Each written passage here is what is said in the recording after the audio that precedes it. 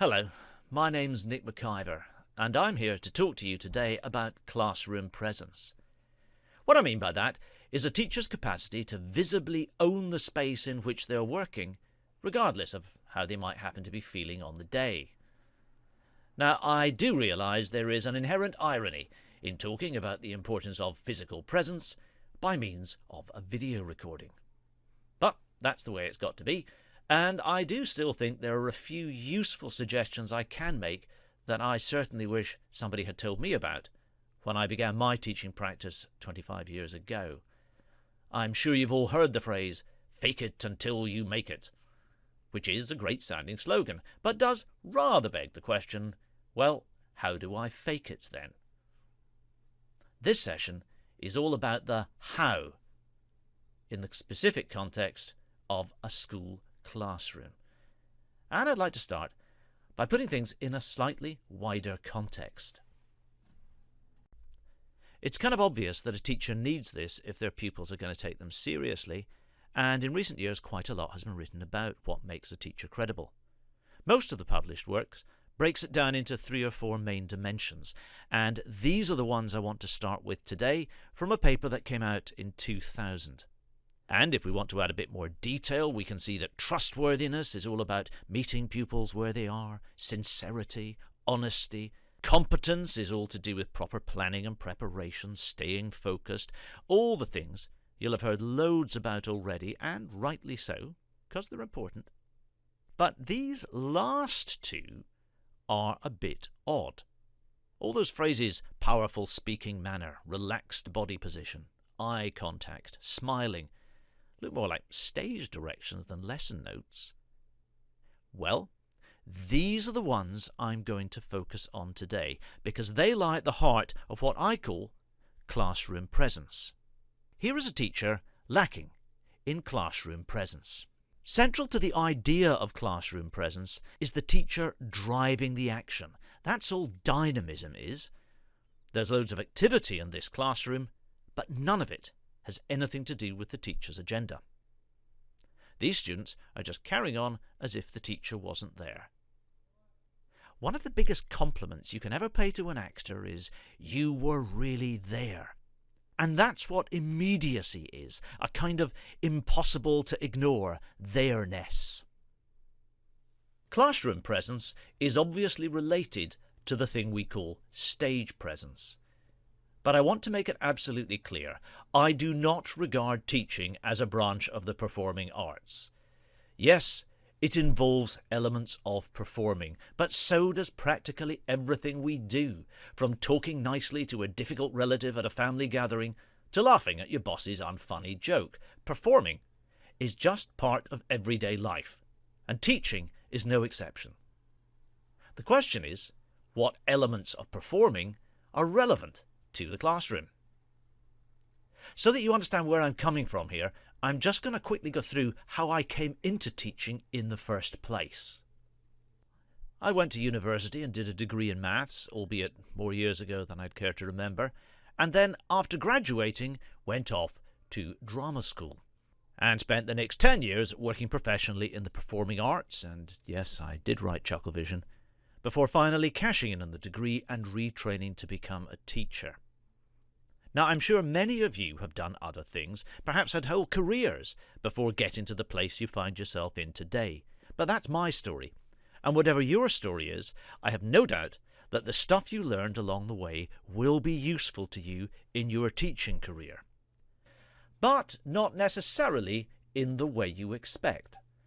For instance, I naively thought that my showbiz background would make it very easy for me to manage a difficult group of Year 10s on a wet Wednesday afternoon. And I was wrong. However, after several years of public humiliation at the hands of my Year 10s and others, I did finally work out various ways to make it work better. And many of them drew on things I had learned when I was a performer, just not in the way I'd expected. And those are the ideas I want to share with you today. So here's where we've got to. Classroom presence is all about dynamism and immediacy. I'm now going to change those 2 terms into words that are more often used in physical theatre. Instead of dynamism, I'm going to call it high status, powerful speaking manner, variety of confident physical movements, all smacks of confidence and power to me. And instead of immediacy, I'm going to have low tension, relaxed body position, eye contact, smiling. If you want to own the classroom, my advice to you is keep your status high and your tension low, all the time bearing in mind that status and tension are things that you do. They're not innate human characteristics that you either have or have not. Let's start with status and look at how it plays out in a school playground. Take a look at this school playground in Nepal. Who do you see behaving in a high status manner? I'm now going to pause for about 10 seconds. If you want longer, you can pause the recording.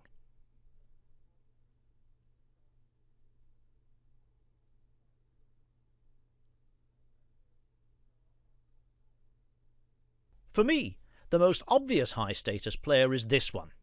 I don't know if he or she is a teacher, but they seem to be a bit bigger. They're certainly dressed differently. A pro tip, always dress in a way that sets you apart from your students. Their stance is upright and open, and most important of all, nearly everyone nearby seems to be looking at them. Not only is the person in the blue shirt doing high status, the people nearby are giving them high status. Status can be asserted, it can also be given. OK, who would you pick out as low status? I'll pause again.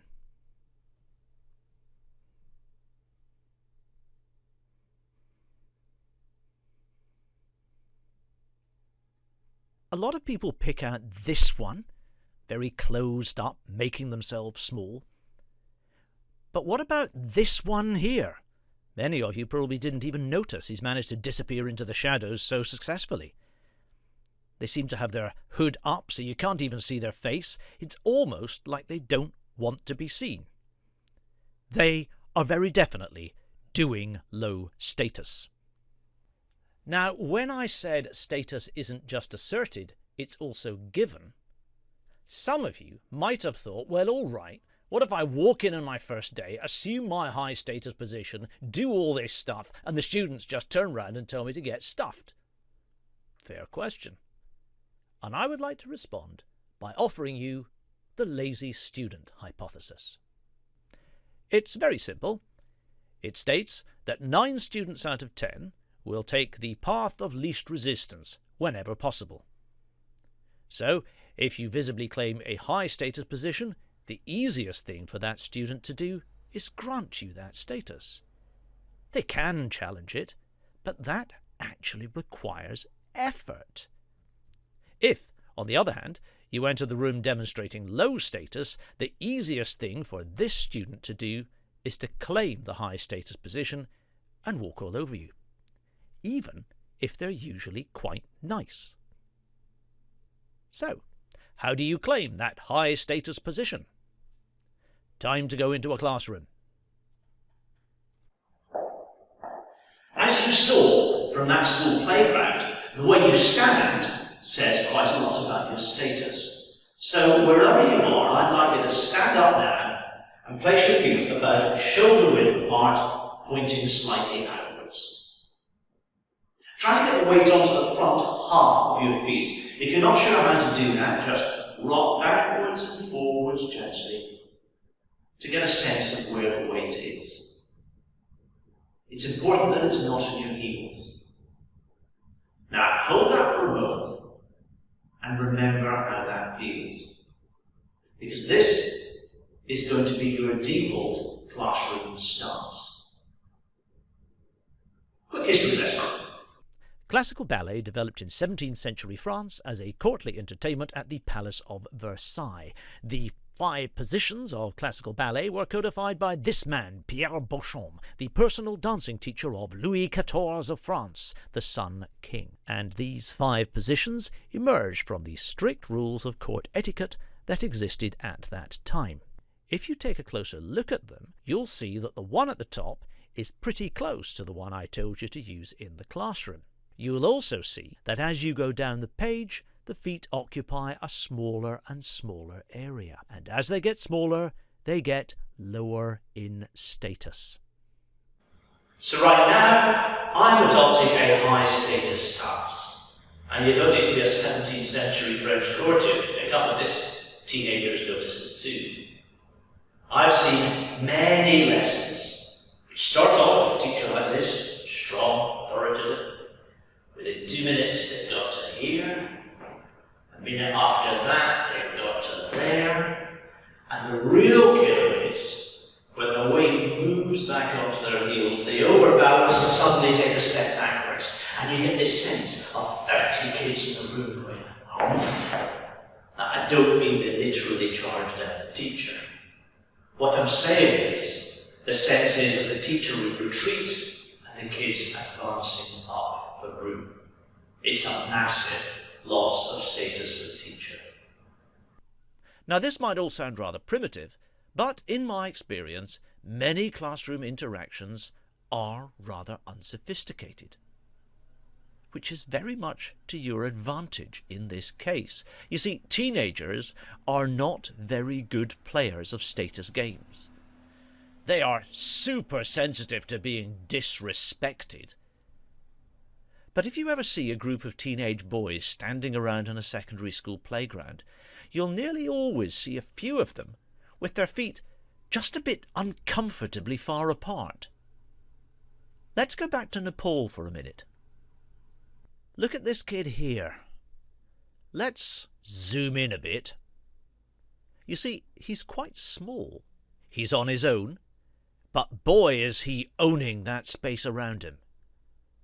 But if those feet move much further apart, he's going to start looking silly.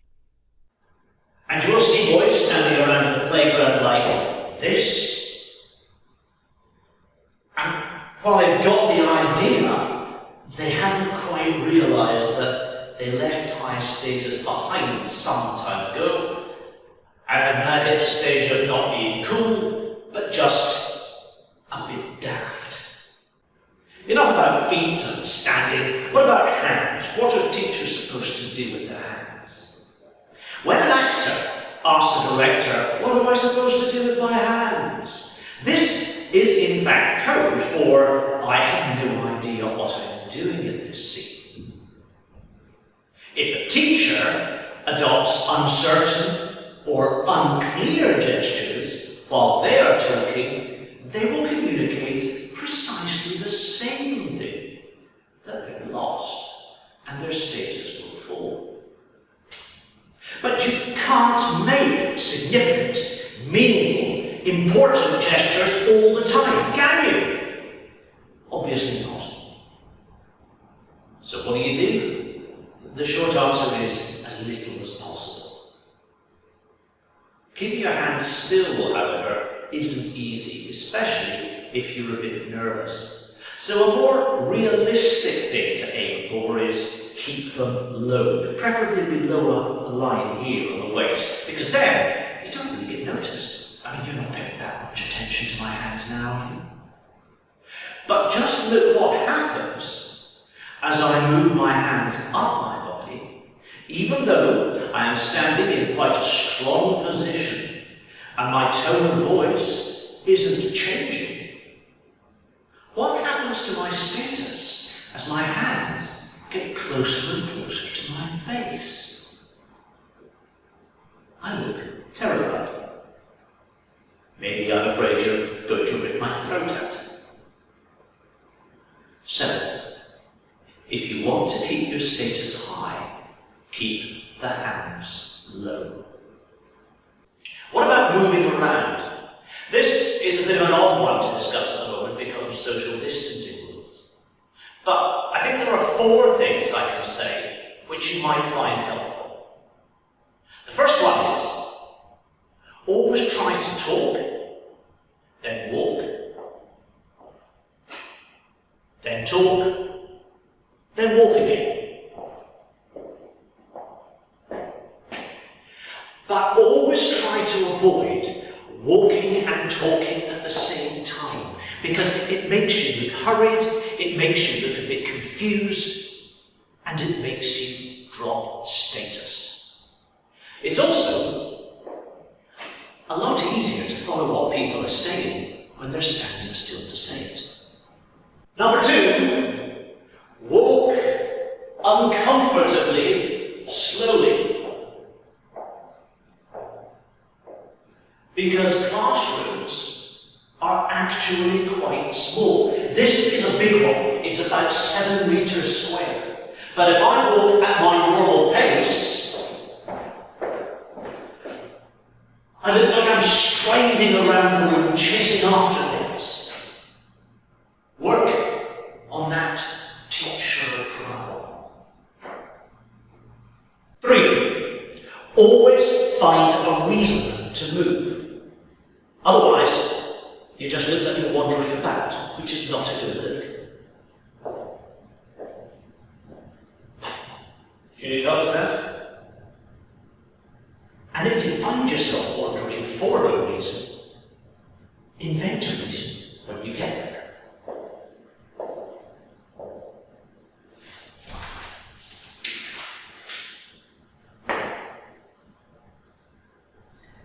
Thank goodness this piece of paper was here to give me an opportunity to do something that looked vaguely useful. And number 4, don't ever walk backwards.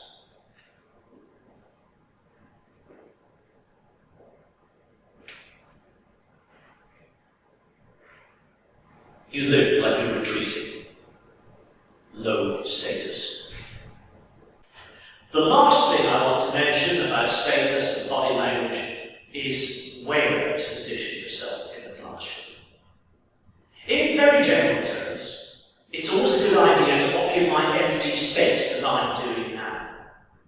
Try to resist the temptation to loiter near objects. A favourite spot is the teacher desk.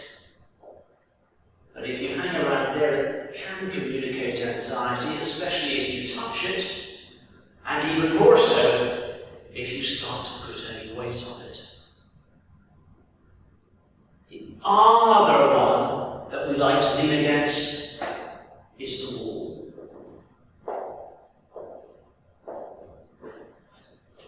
So, you see the works on the board there? I am successfully conveying the impression of wishing to disappear into the fabric of the building.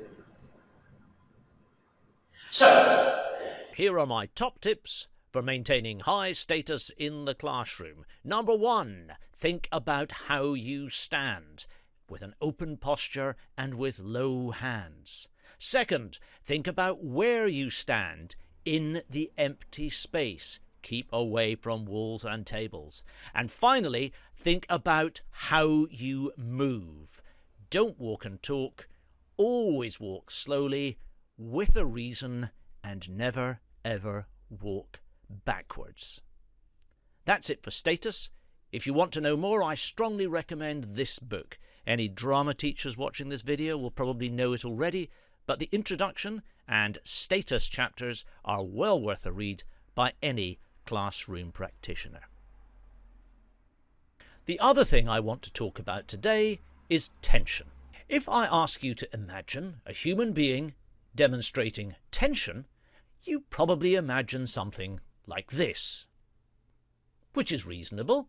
After all, this person is certainly in a state of heightened tension. But what about this person here? They have some tension in their body, otherwise there'd be a heap of jelly on the floor. It's just a much lower level than the one in the first picture. The point is, tension, like status, occupies a scale from low to high. I want to make it clear that what I'm talking about here is physical tension in your body that you can feel and manage. Of course, it's related to your emotional state, and sometimes I'll use emotional language to describe it. But the fact is, it's a lot easier to manage your physical tension than your levels of anxiety or passion. You may walk into a room feeling a sense of apprehension. It's very difficult to wish that apprehension away. It's much easier to relax your shoulders and choose not to display that apprehension to the other people present. What I'm saying is, I'm trying to teach you how to fake it. Let's talk about levels of tension. And to get the most out of this session, I suggest you stand up, move around a bit, and join in this imaginary journey I'm going to take you on as you go through a sequence of increasing levels of tension. All the way through, concentrate on the sensations you are feeling in your muscles. So, stand up, and if you're all standing comfortably, then I'll begin. That was a bit of a cheat, really, because the first level of tension is 1. Catatonic. We sometimes call this the jellyfish. There is no tension in the body at all, and if you're really in this state of tension, you'll be lying flat on the floor. Imagine a Saturday morning at the beginning of a long weekend. You have no particular agenda, no work to do. You wake up completely relaxed. You move from state of tension 1 to 2, laid back. You get out of bed and you meander in a leisurely way towards the front door, loose-limbed, looking to see if anyone sent you anything interesting, and it's not the usual junk mail and pizza adverts. You get to the front door and you see you've got a real, proper written postcard from a friend. How nice! You pick up the card and begin reading. So now you've reached a neutral tension state. You aren't particularly tense, but you're no longer excessively relaxed. You're just fully engaged in the moment, enjoying this postcard from your friend, cursing him slightly for the fact he had the nerve to go away over the holidays, and secretly wishing that he got locked down in quarantine when he came back. So, that is 3. Neutral. As you are standing at your front door, you suddenly think to yourself, did someone leave the stove on? I'm sure I heard somebody moving about earlier, and they don't seem to be in the kitchen now. Your state of tension increases slightly. You are now alert, not worried, but in a slightly heightened state, thinking, what is happening in the next room? But you're not panicking. You just walk through towards the kitchen to find out what the situation is. And as you get closer to the kitchen, you begin to feel slightly anxious as you think to yourself, perhaps I can smell something burning. This is state of tension 5. You are now a little anxious. Yes, I think maybe I can smell something burning. I better pick up the pace a bit and get into the kitchen. You get into the kitchen and you start to panic. State of tension 6. There is a fire. The toaster is on fire. There are flames coming out the top of it. You are beginning to get very, very anxious indeed. But you're not in a complete state of panic because you remember, I'm sure there is a fire blanket under the sink. You go to the sink. You look under the sink, the fire blanket isn't there. You turn around and you realize the fire has made its way to the doorway and you are trapped. You are now petrified, rooted to the spot. You can no longer move. You are going to die. And relax. I hope you remember those different states of tension and what they felt like. Unlike status, which is kind of linear, the levels of tension do rather go round in a circle. You start off as a jellyfish, lying flat on the floor, unable to move, and you end up petrified, standing rooted to the spot, unable to move. That's why we sometimes think of the scale as a sort of circle with 1 and 7 together at the bottom. So how does all this levels of tension stuff relate to the things we were saying earlier about status? The answer is like this. Notice that when I said keep the tension low and the status high, I didn't mean keep the tension down to 1 or even 2. The fact is, I've very rarely seen a teacher lose status by being too relaxed, although it can occasionally happen. The point is, you don't raise your status by raising your tension. You lower it. A classic case is when a teacher completely loses their rag and gets very, very cross. It's extremely entertaining, but not in a good way for the teacher. Keep the tension low. And by low, I mean 3. This is a simple enough thing to remember that I might actually keep it in my head when there's all that other stuff whizzing around in the middle of a lesson. So long as I practiced it, and I've got some kind of muscle memory as to how 3 should feel like for me. When I do this session live, and I'm with teachers who've begun their teaching practice already, I often ask them to think of their scariest class and tell me what level of tension they think they're at as they walk into the room. I get a lot of 5s and 6s, which obviously isn't good, as they are at best 2 steps away from total paralysis. I can't offer any quick fixes as to how you maintain that 3 level of tension. There are things I do. I clench and unclench my fists before I walk into the room. I sometimes massage my own shoulders before I leave the office. You have to find stuff that works for you. The important thing is hanging on to that sensation of what 3 feels like for you and being able to access it in the heat of the lesson. That's pretty well it for this session. So, I'll leave you with a final slide reminding you of what I've explained to you about keeping your status high and your tension low. Thanks for watching.